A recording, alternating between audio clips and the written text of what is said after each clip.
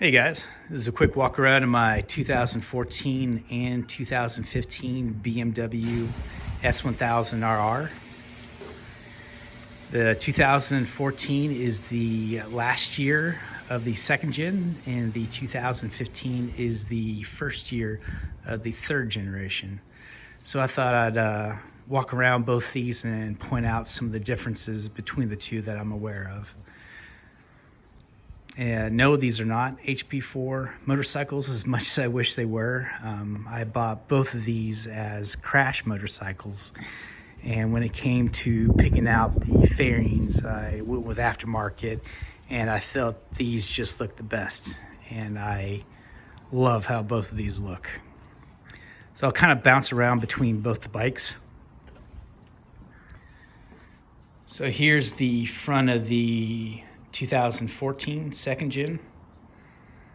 Notice the headlight orientation and the windshield, because on the 2015 front, first of all, you kind of see that the nose over here comes to a little bit more of a point, which is a stylistic feature which I kind of like.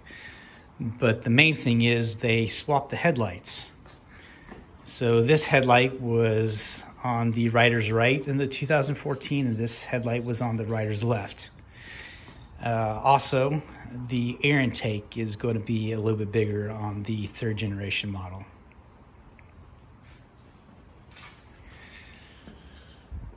Looking at some of the stylistic changes on both models, here's a second gen. I feel like the second gen had a little more fluid lines, a little more flowy, while the third generation here is a little more boxy, a little bit sharper lines, and kind of a little bit more robotic, if you will. On the second gen, they have these wings right here. Not sure if there's any functional value to it, but I do like the looks, and they omitted that in the third generation. But it still looks pretty good in my opinion. The tail section is a little bit different. On the second gen, it has these pass-throughs right here. Well, on the third generation, again, a little bit more boxy, a little bit sharper, but I still think it looks pretty good.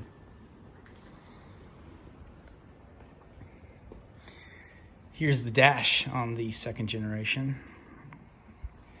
It was split up between two LCD dashes. Well, the third generation has just one big LCD screen, which provides a lot more information. The upper triple clamp, as you'll see, is a little bit different between the two. And then the biggest difference is going to be in the electronic suspension. So in the 2014, it's completely manual, and every adjustment has to be done on both forks. So if you wanted to adjust the preload, you have to adjust on both the right and left. Same thing with the rebound, adjust it on both, and the compression. Well, on the 2015, you have, it's all electronic. So you have your dampening controlled on the left leg right here. And then the preload is controlled on the right leg. The 2015 also has a whole host of electronic advantages that the 2014 doesn't.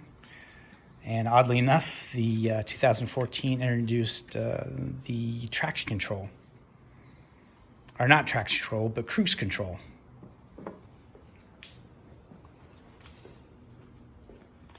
The exhaust is a little bit different between the 2015 and 14. On the 2015, it's a straight pipe all the way up into the top.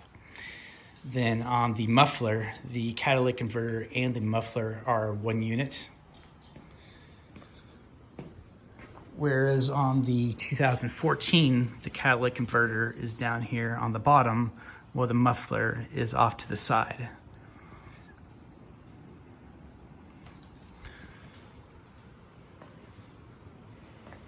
So here's a look at the manual suspension on the 2014 model. So if you want to adjust preload, you have to loosen this screw right here and then twist the collar to adjust preload, which is kind of a whipping. Well, on the 2015 model, it's completely electronic.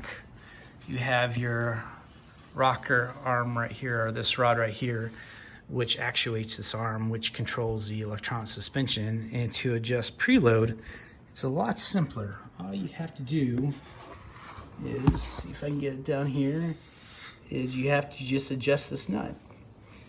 Adjust it to the right to increase preload, and adjust to the left to take out preload. And then since we're over here, on the 2015, I believe they introduced the black swing arm, which I kind of like, opposed to the previous models, which just had this silver swing arm. Still looks pretty cool, but I prefer the black swing arm.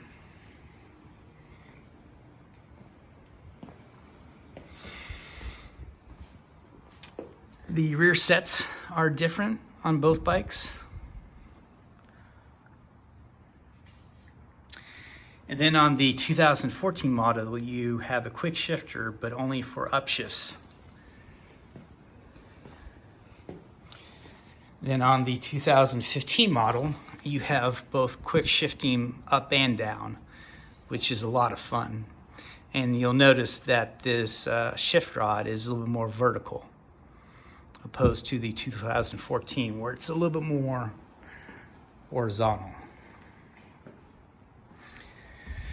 So I'll just do a quick walk around of both the 2014 and then the 2015, just so you get an idea of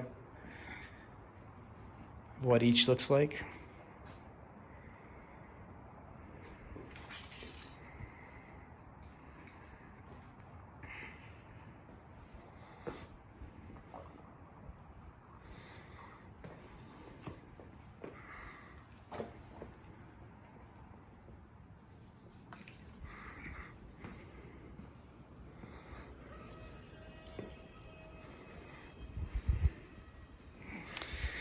And then third generation 2015.